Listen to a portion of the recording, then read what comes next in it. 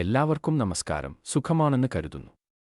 തത്സമയം കാണുന്നവർക്കും പിന്നീട് ഈ വീഡിയോ കാണുന്നവർക്കും എൻ്റെ അഭിവാദ്യങ്ങൾ.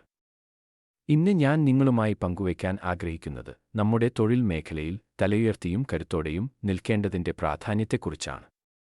ഈ യാത്രയിൽ നമ്മൾ പലരും പലതരം വെല്ലുവിളികൾ നേരിട്ടിട്ടുണ്ട്. പരിഹാസങ്ങൾ, കുറ്റപ്പെടുത്തലുകൾ, അവിശ്വാസം, നമ്മൾ ചെയ്യുന്നത് തെറ്റാണെന്ന് പറയുന്നവർ എന്നിങ്ങനെ പലരെയും നമുക്ക് ചുറ്റും കണ്ടിട്ടുണ്ടാകും. എന്നാൽ ഇത്തരം പ്രതിസന്ധികളിൽ തളരാതെ ഉറച്ച വിശ്വാസത്തോടെ മുന്നോട്ടു പോകുക എന്നതാണ് പ്രധാനം.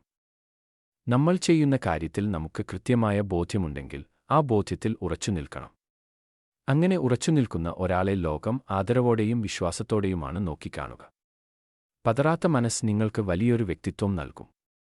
ഇത് മറ്റുള്ളവർക്ക് നിങ്ങളിലുള്ള വിശ്വാസം വർദ്ധിപ്പിക്കുകയും നിങ്ങളെ വിശ്വസിക്കാവുന്ന ഒരു വ്യക്തിയായി അടയാളപ്പെടുത്തുകയും ചെയ്യും. തൊഴിൽ രംഗത്ത് കരുത്തോടെ നിൽക്കുക എന്നാൽ ആത്മവിശ്വാസത്തോടെ സംസാരിക്കുക, വ്യക്തമായ ആശയവിനിമയം നടത്തുക, കൃത്യമായ ലക്ഷ്യബോധം ഉണ്ടാവുക എന്നിവയാണ്. എണ്ണത്തേക്കാൾ ഉപരി ഗുണമേന്മയ്ക്ക് പ്രാധാന്യം നൽകണം. പണം ഉണ്ടാക്കുക എന്നതിലുപരി മനുഷ്യരെ സഹായിക്കുക എന്നതാകണം നമ്മുടെ പ്രധാന ലക്ഷ്യം.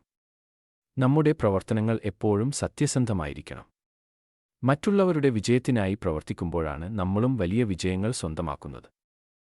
നിങ്ങൾ ചെയ്യുന്ന കാര്യങ്ങളിൽ പ്രാവീണ്യം നേടുക. എല്ലാവരെയും എല്ലാ കാര്യങ്ങളിലും തൃപ്തിപ്പെടുത്താൻ ആർക്കും കഴിയില്ല. അതിനാൽ ഒരു പ്രത്യേക മേഖല തിരഞ്ഞെടുത്ത് അതിൽ അറിവ് സമ്പാദിക്കുക. നിങ്ങൾ ആ വിഷയത്തിൽ അറിവുള്ളവനാകുമ്പോൾ ആളുകൾ നിങ്ങളെ തേടിവരും.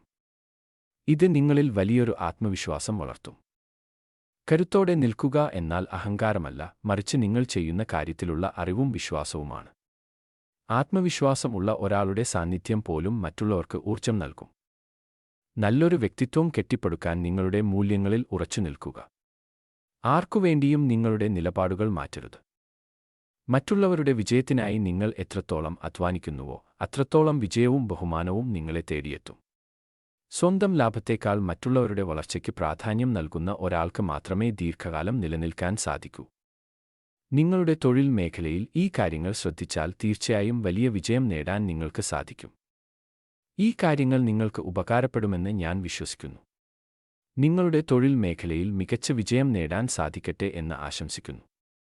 എല്ലാവർക്കും നന്ദി. വരും ദിവസങ്ങളിൽ കൂടുതൽ കാര്യങ്ങൾ നമുക്ക് സംസാരിക്കാം. തൽക്കാലം വിടവാങ്ങുന്നു.